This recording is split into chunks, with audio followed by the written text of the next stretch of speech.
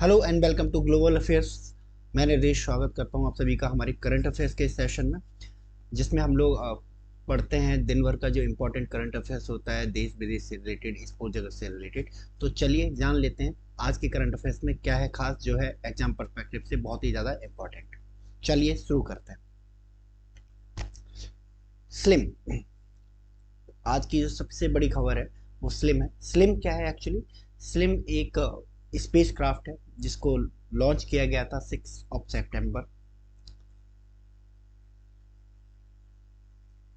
सितंबर 2023 को जापान के द्वारा, यानी कि जापान की स्पेस एजेंसी जो है जाक्सा, जापानी एरो स्पेस एक्सप्लोरेशन एजेंसी के द्वारा। ठीक है, तो ये एक मून मिशन है जापान का, जिसके थ्रू जापान कोशिश करेगा मून पर लैंड करने की। और अगर वो इसमें सक्सेसफुल हो जाता है तो इस सक्सेस के साथ जापान जो हो जाएगा पांचवा कंट्री बन जाएगा, fifth country to land on moon. ठीक है, इससे पहले कौन कौन से कंट्री हैं जो मून पर सेफली लैंड कर चुके हैं? तो first one is USA, second one is Russia, third one is China, fourth one is India. अभी फिलहाल ही हमने पिछले साल 23 अगस्त को मून पर सेफली लैंड किया। और इसके बाद जो फिफ्थ कंट्री बनेगा वो जापान बनेगा। ठीक है, तो जो स्लिम है, ये एक लैंडर है मून मून पर जो लैंड करेगा जापान का। इसकी फुल फॉर्म है S stand for smart, I stand for lander, ठीक है, I stand for investigating, M stand for moon. Smart lander for investigating moon. ठीक है, तो मून पर जाएगा और एक और माइलस्टोन स्थापित करेगा। ये तो याद रखना है, स्लिम एक स्पेस क्राफ्ट है, एक मून मिशन है जापान का, जिसे लॉन्च किया गया है जापान की स्पेस एजेंसी जाक्सा के द्वारा। ठीक है, एग्जाम पर्सपेक्टिव से इंपॉर्टेंट है ये। चलिए नेक्स्ट। तो अभी हाल ही में एक कंट्री है जिसने यूएनडीपी यानी कि यूनाइटेड नेशन डेवलपमेंट प्रोग्राम और ईयू यूरोपियन यूनियन उससे प्राप्त किए हैं $4,20,000। ठीक है, for deforestation, food security and climate change के लिए। ठीक है, तो ये कंट्री है आपका Papua new Guinea. Papua new Guinea. ठीक है,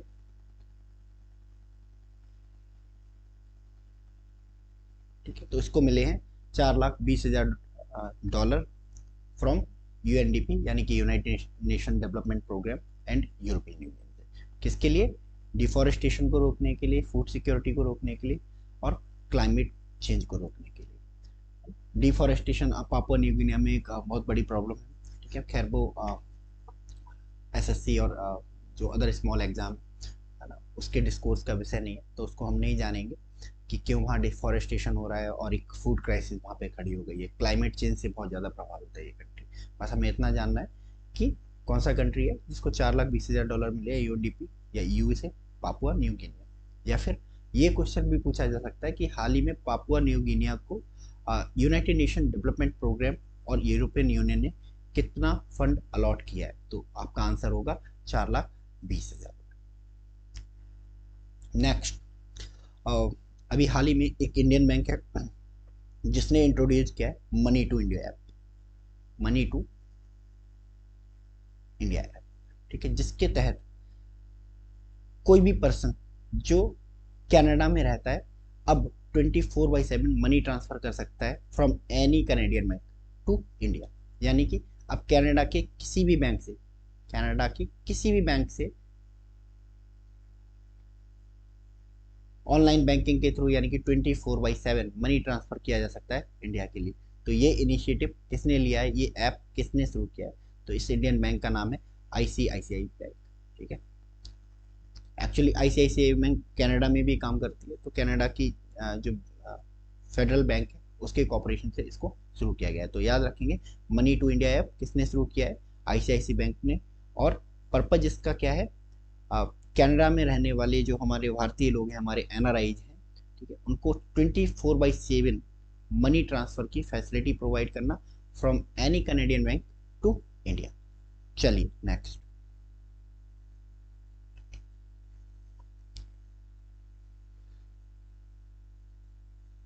अभी हाल ही में एक इंडियन बैंक है, प्राइवेट बैंक, जो प्लान कर रही है अपना एक्सपेंशन सिंगापुर में, कि चलो भाई सिंगापुर में एक्सपेंड करते हैं, सिंगापुर में भी अपने जो बिजनेस बैंकिंग बिजनेस है उसको शुरू करते हैं। तो अभी लाइसेंस के लिए अप्लाई किया है उन्होंने मॉनेटरी अथॉरिटी ऑफ सिंगापुर के पास। तो कौन सा वो बैंक है जिसने अभी हाल ही में मॉनेटरी अथॉरिटी ऑफ सिंगापुर के पास लाइसेंस के लिए अप्लाई किया है, ताकि वो सिंगापुर में अपने बैंकिंग ऑपरेशंस को शुरू कर सके। तो ये इस इंडियन बैंक का नाम है HDFC बैंक। HDFC बैंक, ठीक है। तो HDFC बैंक प्लान कर रही है सिंगापुर में अपने ऑपरेशन बैंकिंग ऑपरेशन शुरू करने का। नेक्स्ट, अभी जो हमारी जितनी भी पैरामिलिट्री फोर्सेज हैं उनमें लीडरशिप चेंज हो रही है। लास्ट सेशन में हमने 19 जनवरी के करंट अफेयर्स में हमने पढ़ा था कि भाई जो CISF है, ठीक है, उसकी जो DG हैं, डायरेक्टर जनरल हैं, वो चेंज हुई हैं। कौन बनी थी डायरेक्टर जनरल? नीना सिंह, ठीक है। और नीना सिंह पहली फीमेल डायरेक्टर जनरल है जो CISF को हेड करेंगी। इसके अलावा ITBP, Indo Tibet border police में भी लीडरशिप चेंज हुआ है और यहाँ भी अपॉइंट हुए हैं नए DG। तो इनका नाम है मिस्टर राहुल रसकोत्रा, ठीक है। राहुल रसकोत्रा साहब जो सीनियर IPS ऑफिसर हैं, इनको बनाया गया ITBP का नया DG। इन दोनों मेजर अपॉइंटमेंट के बाद अभी हाल ही में एक सीनियर IPS ऑफिसर को ही सशस्त्र सीमा बल SSB, सशस्त्र सीमा बल यानी कि SSB का चीफ बनाया गया है। तो कौन है जिन्हें SSB का नया चीफ बनाया गया है? तो इनका नाम है मिस्टर दलजीत सिंह चौधरी IPS, ठीक है। दलजीत सिंह चौधरी IPS इंपॉर्टेंट है, एग्जाम पर्सपेक्टिव से याद रखेंगे। पूछ सकता है कि हाल ही में किसी सशस्त्र सीमा बल का नया डायरेक्टर जनरल अपॉइंट किया गया है, तो your answer will be Daljeet Singh Chaudhary. Okay, चलिए।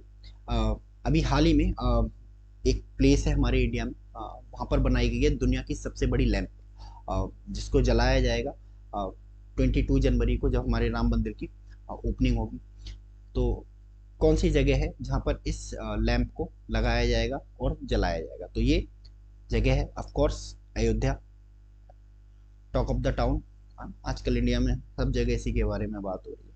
तो ये जो लैंप होगी 300 फीट टॉल होगी, यानी कि 300 फीट की ऊंचाई पर इसको लैंप को रखा जाएगा और लेटअप किया जाएगा इस लैंप को अयोध्या में ऑन 22 जनवरी, ऑन 22 जनवरी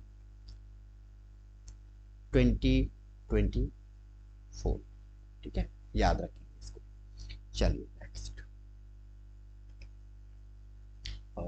अभी हाल ही में 47 कोलकाता बुक फेयर का इनॉग्रेशन किया गया।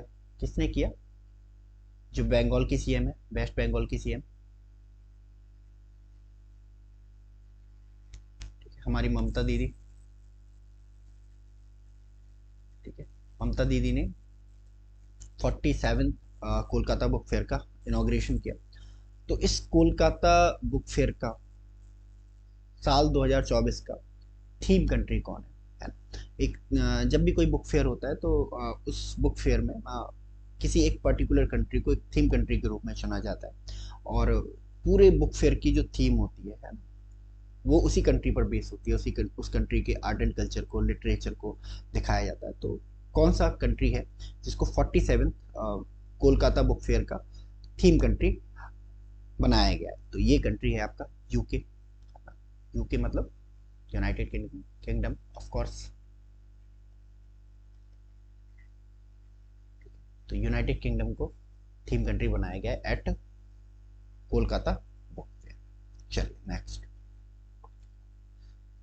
मोहजुज आजकल काफ़ी चर्चा में है और कई सारे एग्जाम्स में पूछे जाने की संभावना है, खास करके UPSC प्रीलिम्स में पूछे जाने की संभावना ज़्यादा है इसको, ठीक है। तो मोहजुज क्या है? एक ट्रेडिशनल बफेलो फाइट है, ठीक है, जैसे कर्नाटका में होती है। कंबाला रेस के बारे में आपने सुना होगा। कंबाला रेस, कंबाला रेस किस स्टेट से रिलेटेड है? कर्नाटका से रिलेटेड है, ठीक। और तमिलनाडु में भी इस तरह का एक आयोजन होता है जिसको हम जल्लीकट्टू कहते हैं। जल्लीकट्टू, तमिलनाडु।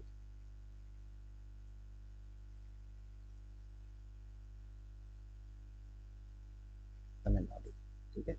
तो तमिलनाडु के जल्लीकट्टू की तरह और कर्नाटका के कंबाला रेस की तरह मोह जुज भी एक ट्रेडिशनल बफेलो फाइट है ना, जिसको बहुत पहले बंद कर दिया गया था। अभी हाल ही में 2024 से इसको दोबारा से शुरू किया गया है। तो किस स्टेट में इसको ऑर्गेनाइज किया गया है मोह जुज को? ठीक है, तो ये स्टेट है असम। असम में एक पर्व मनाया जाता है, एक फेस्टिवल मनाया जाता है जिसका नाम है बिहू। और उस बिहू के दौरान ही इस मोहजुज ट्रेडिशनल बफेलो फाइट का आयोजन किया गया। ओके, चलिए नेक्स्ट। अभी हाल ही में एक जगह पर बाबा साहब भीमराव अम्बेडकर की सबसे ऊंची प्रतिमा का अनावरण किया गया, इनॉग्रेट किया गया, अनवेल किया गया इसको। तो कौन सा जगह है, कौन सा स्टेट है जहाँ पर इस प्रतिमा को, मूर्ति को अभी हाल ही में अनावरण किया गया है? तो ये प्लेस है विजयवाड़ा। और Vijayawada as we all know Andhra Pradesh में। तो आंध्र प्रदेश के विजयवाड़ा में अंबेडकर की सबसे ऊंची प्रतिमा का अनावरण किया गया है, ठीक है। इस प्रतिमा को किस नाम से जाना जाता है?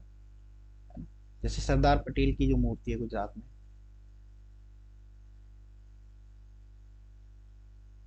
ठीक है, उनकी यूनिटी को क्या बोला जाता है?